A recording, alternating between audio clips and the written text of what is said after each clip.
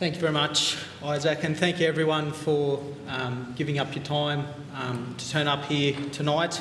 It's great to see the community turn out to listen to what is essentially a science lecture, and I feel that it's really our responsibility as a university to convey our results to the community, so I thank you for turning up. So I'd just like to shift where we're looking at from the water to the atmosphere. And I'm going to talk about some work we've done looking at atmospheric methane concentrations in the local area and also in coal seam gas production area.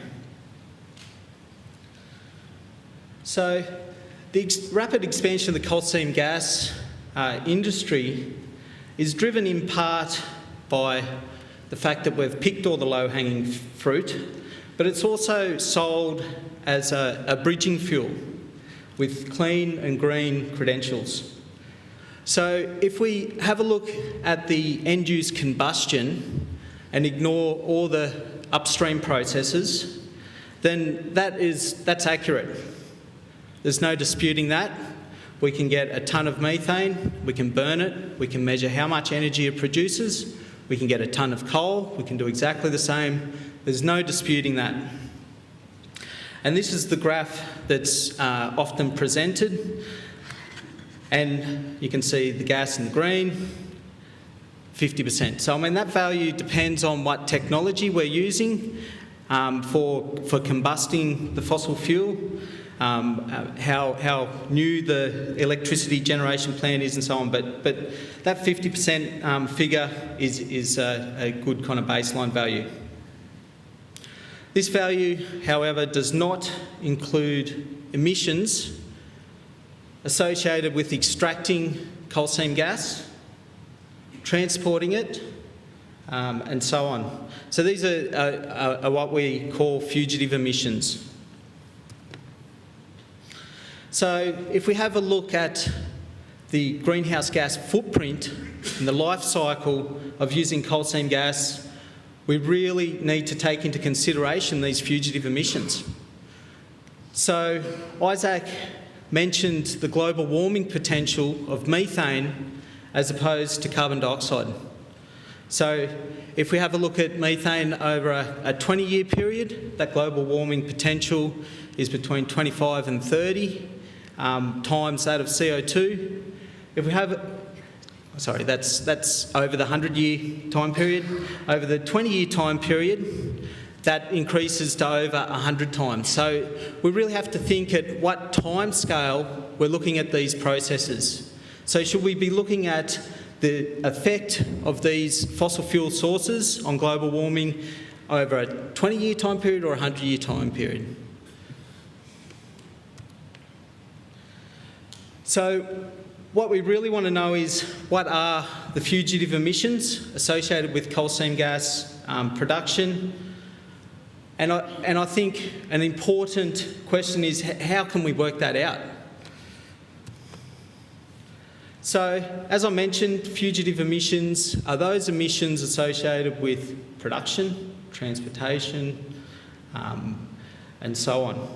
So coal seam gas is highly pure in methane, so the general kind of percentage is around 99% methane. So there certainly are fugitive emission estimates out there, and they're based on having a look at average leaks from the engineered side of the coal seam gas field, or the gas field, I should say, and then upscaling that to how many valves there are, how many metres of pipe, so on and so forth. So this is the industry standard, and this is what governments use in their greenhouse gas accounting.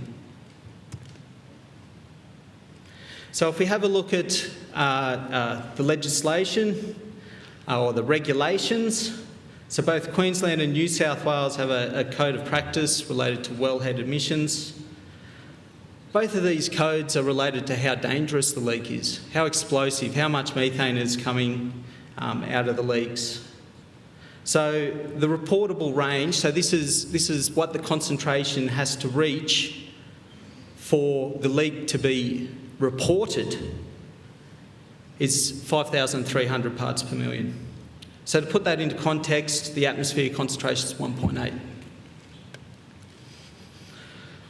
So it's like we've got a fire alarm instead of a smoke alarm. Do we want to wait for things to catch on fire, or do we want to catch it and detect it when we've just got smoke? So why do these emissions matter? So I kind of mentioned before that we'd often talk about the greenhouse gas or the global or the greenhouse gas footprint in terms of that end-use combustion. However, if our fugitive emissions are as low as 3.7%, and there are reports that suggest it's higher than that, the global warming potential of that methane is exactly the same as burning the rest of it. At a 2.5% to 6% leakage rate, it's the same as coal.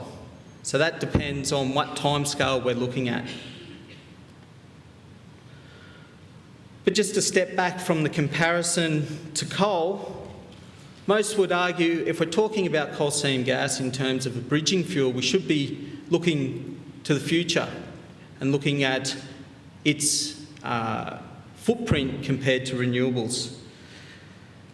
So this figure here has the CO2 equivalent emissions for a unit production of energy for different forms of energy. So these are our coal seam gas figures, and these are our renewables up here. So the economics, there's billions of dollars at stake.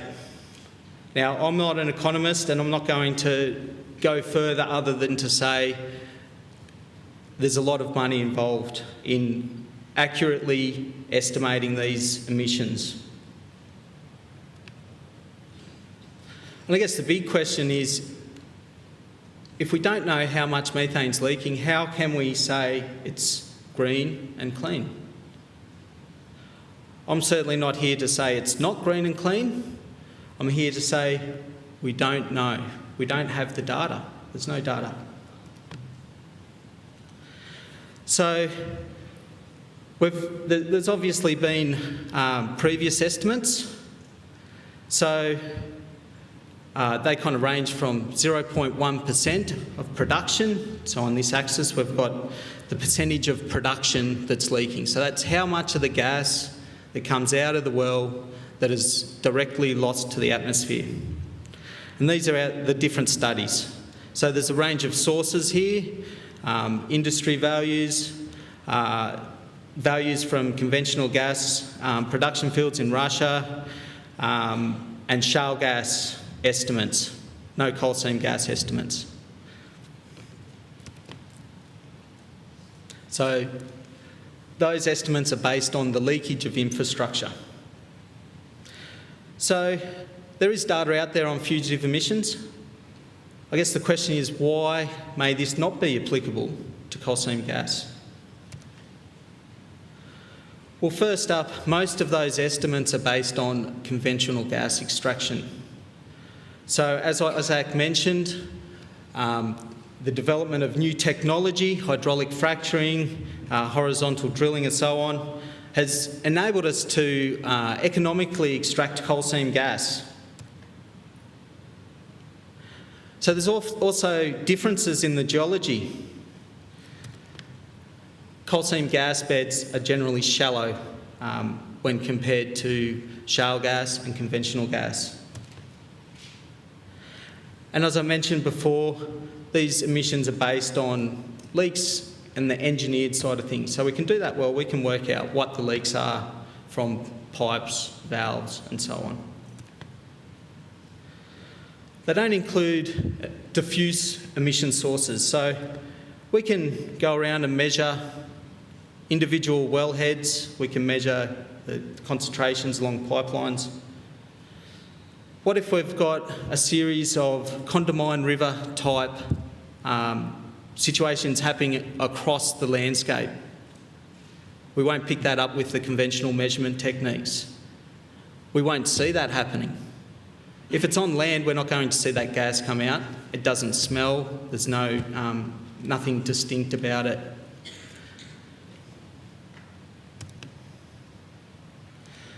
So now I'm going to present some of the data that we found.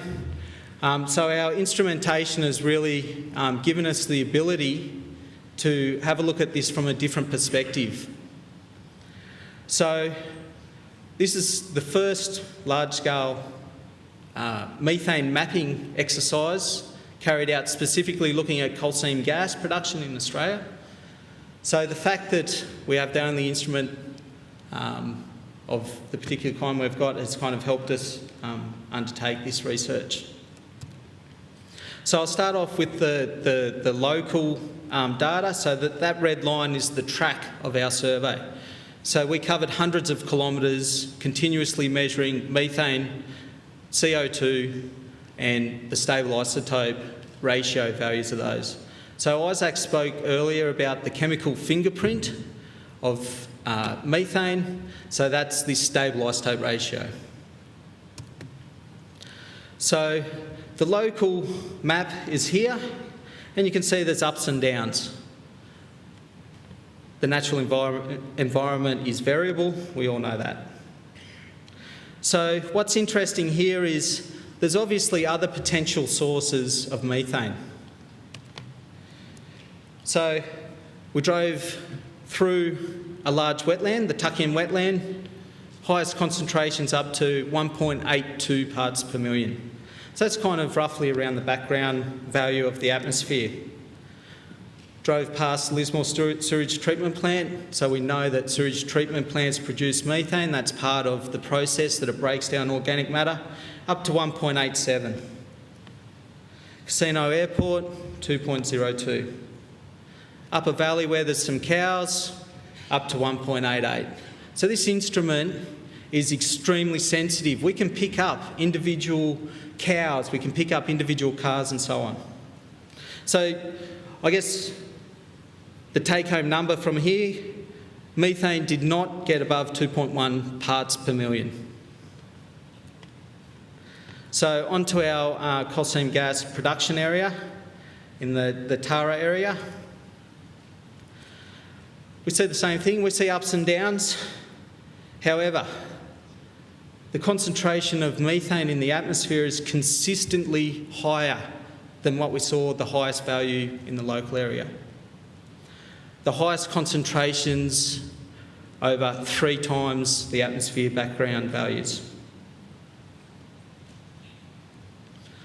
So if we have a look at the same data, so we drove through the field and then we drove all the way home with the instrument still on.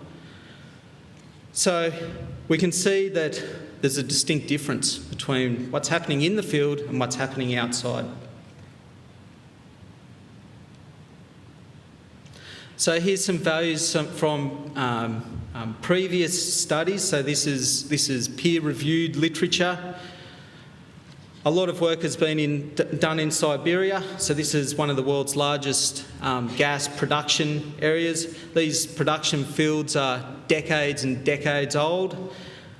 It's conventional gas at the moment. So the highest values here, 2.8 parts per million. Until now, there was no independent data for Australia. We have that now, and we've found concentrations significantly higher than what's been published for other gas fields around the world. So as I mentioned, there's obviously other potential sources of methane. So it's obviously very important that we have a look at how they influence our data. So we kind of note down when a car goes past, we note down when we're driving through a wetland, note down when we go past sewage treatment plant, landfill, abattoir. Went through a number of other potential sources. That data's not there. These are the highest ones.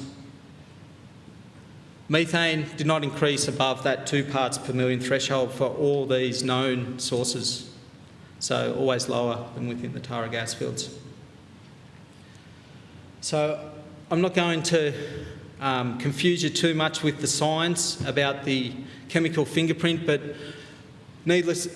other than to say that this is cutting-edge technology, being able to measure these isotope ratio values in real time, mobile, in the field.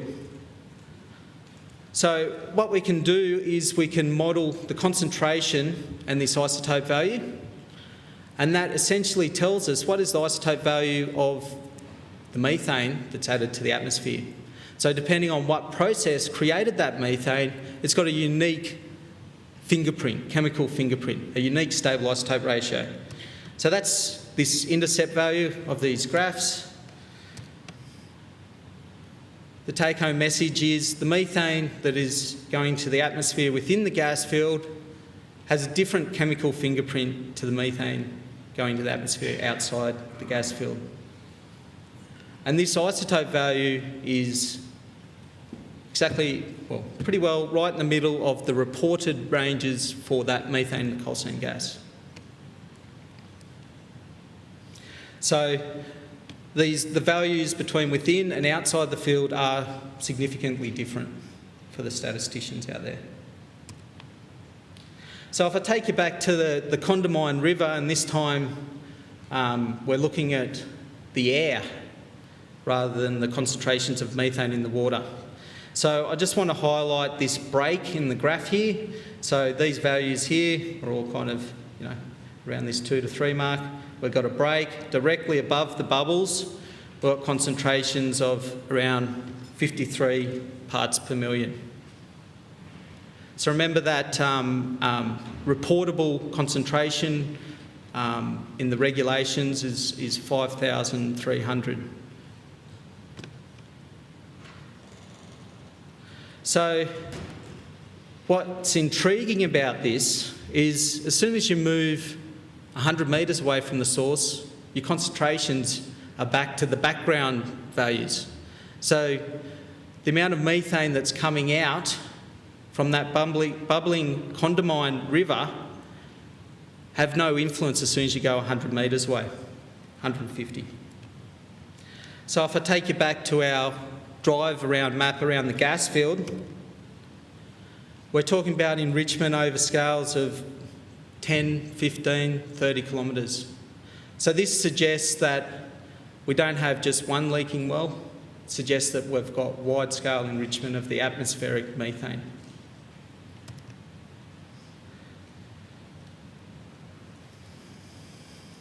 So Isaac's baby's radon. So we thought, they use radon to trace changes in the geology associated with earthquakes. Can we use radon here to have a look to see if there's any change in the geology that is enhancing this flux to the atmosphere? So essentially we're looking at, is the gas not just leaking from valves, from pipes, from wellheads? Is it potentially migrating through the soil, through other pathways? So we set up a series of stations, and we monitored radon and carbon dioxide concentration over 24 hours. So I'm just highlighting the high and low density areas here. So in the low density area, the highest radon we saw was 8.3. I don't expect that to mean much to anyone. And CO2 up to 401. They're pretty kind of standard, reasonably standard kind of values. In the high density area, we see a threefold increase in radon, a significant increase in CO2 as well. More wells, higher radon, higher carbon dioxide. And it actually correlated quite nicely the maximum radon concentration with how many wells there are. So this suggests to us that there is some link between the wells and what we're seeing happening in the atmosphere. So from this, we've kind of developed this conceptual model that we're looking at testing with our further research. So under natural pre-production conditions, methane's contained within the coal seam. This is what has kept it there for millions of years since it was actually formed. What happens if we get lowering of the water table? We've got horizontal drilling, we've got fracturing, we've also got the infrastructure, we've got leaks from that infrastructure, but our evidence suggests that we may also have this leak through the soils as well. And these leaks through the soils are not accounted for any emissions estimates. So, as with anything, any experiment, there's limitations, and I think it's very important that we qualify our data and have a look at that, and that kind of gives us insight as to where we go from here. So if we take our poor old cow, put it in a box that's 1 metre by 1 metre by 1 metre, put another one, 2 by 2 by 2, the cow produces methane, as they do. Each of those cows has produced 8 methane molecules in 1 minute.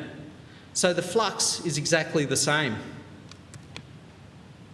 The concentration, however, is only 1/8 in our large box. So that's very important to remember, and I'll show you why. Measuring the atmosphere is highly complex. Concentration changes with wind speed. So these two smokestacks got the same flux. The top, in the top situation, wind speed's 3 times faster. The concentration is 1/3. The size of the box, or the size of the atmosphere, so our box analogy from the cows, it changes over a 24-hour time period. And finally, the natural environment is highly variable. So this is some separate work we're doing on greenhouse gas emissions from coastal systems. So this is data from the water, from a mangrove creek. We can see that over 24 hours, over a tidal cycle, there's a 30 times change in concentration. So we need to take into consideration that natural variability that occurs. So I just kind of want to sum up and kind of give you an overview of where we're looking to go from here. So our research has really been driven by new technology. So that's enabled us to kind of undertake these high-resolution landscape scale surveys of the atmosphere and also of surface waters. I think we're probably the first people to kind of use this methane as a tracer. Like, as Isaac mentioned, there's a lot of talk about toxic chemicals, co-produced water infiltrating the surface waters and so on, and no one's really just looking at the basics, the methane.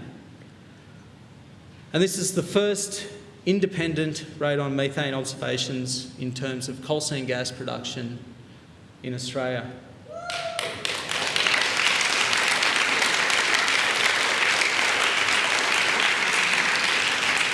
So what we found were some of the highest observed methane concentrations in the open atmosphere. And the patterns and the secondary and tertiary data that we've collected suggests that it's potentially associated with coal seam gas extraction. However, and this is the key point, there's no baseline data to say how things were before this industry started in the area. So it could genuinely be natural seeps causing what we found. So I think that the main point is that it's critical for this baseline data. And obviously, not trying to oversell the importance, but there's potentially major policy implications of our findings. So I think the question is, do we want to use a fire detector or a smoke detector approach? So this is where we want to go from here. So Isaac kind of showed this graph, and I think this beautifully illustrates what we should be doing and what we should have done already.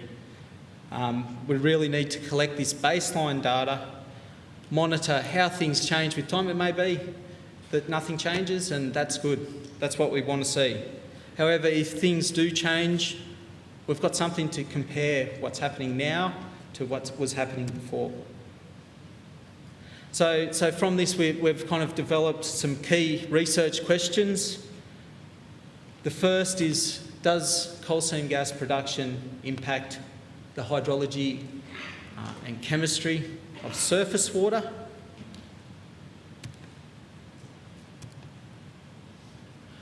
What's the baseline groundwater chemistry?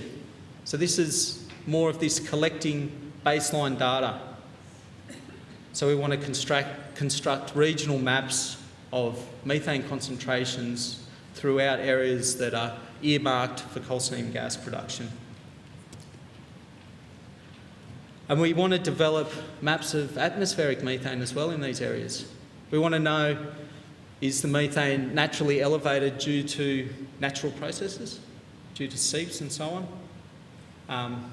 And we can compare that data to what happens down the track. And that pretty well sums up my talk. So thank you very much.